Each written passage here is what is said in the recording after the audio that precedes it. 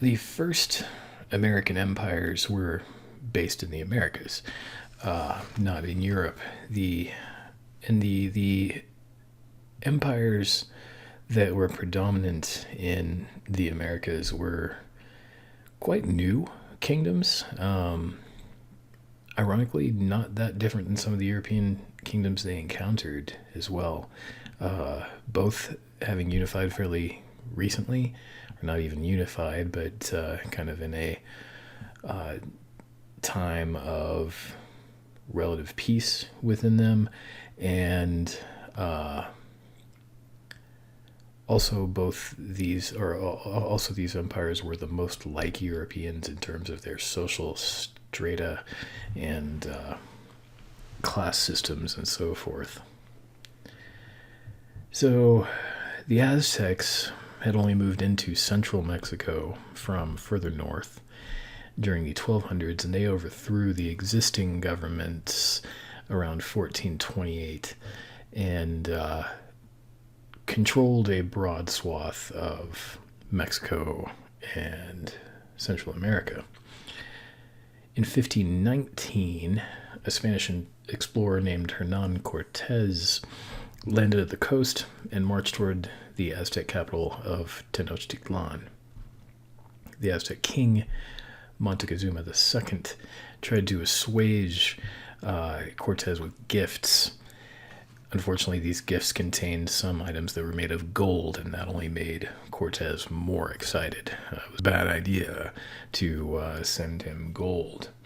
So Cortez showed up in Tenochtitlan. He pretended as if he was either a god or some kind of messenger from the gods, and the Aztecs kind of believed that, or at least they didn't want to risk offending the god if he was one. It became pretty clear fairly soon he was not, but Cortez took over Tenochtitlan long enough to create problems, and the Aztecs eventually kicked him out. In the process of being kicked out, he assassinated the king of the Aztecs, Montezuma II, and left a bunch of disease in the city, along with the gold that they had tried to take out with them, which they couldn't carry all of it. Some of the Spanish who were being chased out of the city actually drowned from the gold they were trying to carry with them when they drowned in the canals, trying to run away when they were being evicted, essentially. Cortez fell back and found refuge with a number of other native Mexicans who were not so happy with the Aztecs. The Aztecs were kind of a somewhat military-oriented empire, and demanded a decent amount of tribute, and some of the outlying tribes weren't very happy with that. So Cortez was able to make alliances with some of them, and he returned to Tenochtitlan several months later and came back with a large military force made up of mostly natives and about 500 of his own troops, and they defeated the Tenochtitlan army, or the Aztec army, and basically took over what had been the Aztec Empire. Disease was also hampering the Aztecs' ability to resist. The Maya were another empire that existed in the Yucatan Peninsula, that weren't taken over very quickly. It was a difficult territory and took some time for the Spanish to consolidate that. The Inca were another civilization in South America, which I won't talk about too much, but basically, like the Aztecs, a Spanish explorer went there named Francisco Pizarro and conquered the entire empire very quickly through a combination of kind of rapid confusion of the empire's leadership and also a disease breakout. So in a relatively short time, so all of this happened, these empires fell to the Spanish in about 20 years total. So Cortez was in 1519, Pizarro was in 1532 to 36. So in a 20-year period, Spain gained this enormous system of territory based on this system, which had been the Aztec and Inca empires, and basically looted them of all their gold and silver, and sent all that stuff back to Europe, much of which was used to give gifts all over Europe. A lot of the nice stuff that's in the Vatican that actually was purchased or made from the silver and gold that the Spanish plundered and then gave to the church. So, as a result, though, of these conquests, the Spanish became just obsessed, and Europeans in general became obsessed with conquering rich empires and taking them over really easily. And so they kept on looking for more, and unfortunately didn't find them. I have a clip here from a program about the destruction of the Aztecs, and I'll link to that if you want to watch those.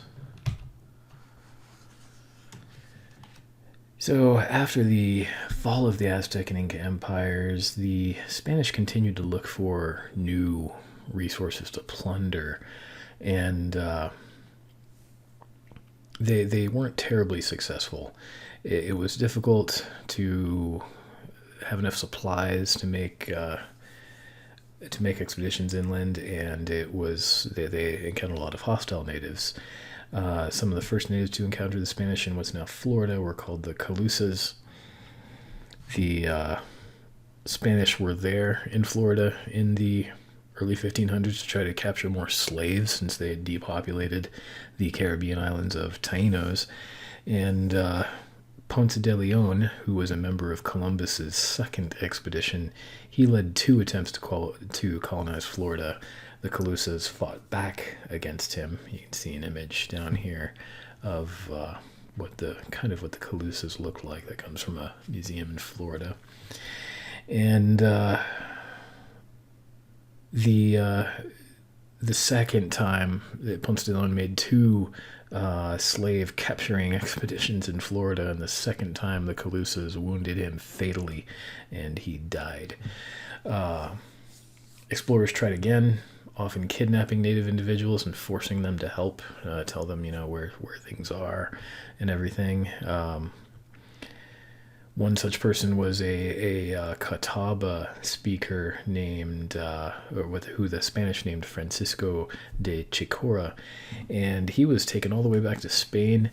He told the Spaniards that his society was wealthy, and so the Spaniards sent him back with a bunch of soldiers in 1526 to try to capture territory. As soon as they arrived, he and the other Indian guides quickly escaped their captors and were never seen again. The Spanish tried their best to establish a town on the Georgia coast, and they failed to survive that winter in 1526-27, and so they suffered a lot of deaths and then abandoned the colony. Incursions into the southeast continued.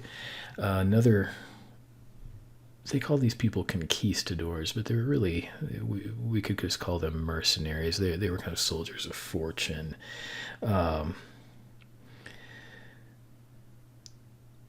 Panfilo de Narvaez was a veteran of the Taino and Aztec conquests, and he wanted to find gold in what's now Florida. And so he went a little bit further north than where the Calusas were, and the coastal peoples he first encountered nearby what's now Tampa Bay, they persuaded him that, oh no, there's more riches further on inland. Just keep going and you'll find them. And so he led his 300 troops to the capital of the Appalachian civilization, which is the natives that lived in what's now northern Florida. And initially, there were actually good relations there until, that pattern happened and the Spanish started demanding profit. And so Narvaez captured the son of the chief of the Appalachians, and a battle broke out. And the Spanish ran away, and then they couldn't find their ships. They had gotten lost. So they desperately built these 5 rafts, being really quickly as they could, because they're being chased and were going to get killed. They built these 5 rafts and sailed west, hoping they would reach Mexico and the larger Spanish civilizations. They failed. Narvaez died, and the survivors, along with Cabeza de Vaca, wandered around what's now Texas and Mexico for 7 years, and that was the expedition in which Esteban was one of those handful of survivors. So the people they encountered, they would have lived in dwellings that looked something like this.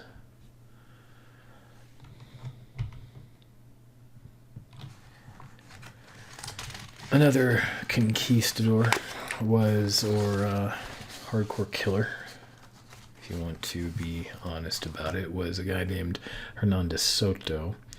He was one of Pizarro's officers in Peru who helped capture the Inca Empire, and he was appointed governor of Cuba by the Spanish king in 1537. And he had heard rumors that Narvaez had found gold before he died and wanted to go conquer Florida. And he set off to conquer it again, and took with him quite a large expedition. They encountered a Spanish captive, a guy named Juan Ortiz, who had been living with the Appalachians ever since Narvaez's expedition, and he became the interpreter for De Soto. De Soto was not very kind to natives. And they knew it, and so they tended to run away from him. Although there were some natives who fought back, including the Timucua there, who lived in central Florida, and they were engaged in a lot of resistance against Spanish incursions. De Soto found his way to a native town called Cofitachequi, which is now kind of southern South Carolina, North Georgia area, and right around the Georgia-South Carolina border.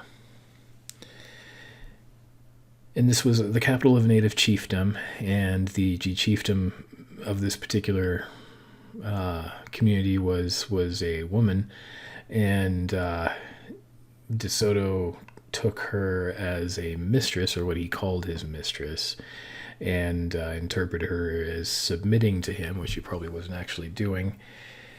And soon enough, when she failed to hand over all the gold and corn he demanded, he went on a rampage and ransacked the city. He then went on a tour of destruction around what's now the southern U.S. through the native communities in what's now Mississippi and Alabama. By the time he reached the Mississippian chiefdom called Tuscaloosa, the natives had heard about De Soto's methods and attacked him as soon as he showed up. The Spanish had advantages. They had armor and horses, and they killed quite a few of the Tuscaloosans before they lost many of their own supplies. De Soto wandered around further, made his way to the Mississippi River, and there he died. And his men actually weighed his body down with rocks so that the local natives would not know that he had not that he had died like a normal man and not ascended into some kind of other world, since he had told a bunch of natives he was God.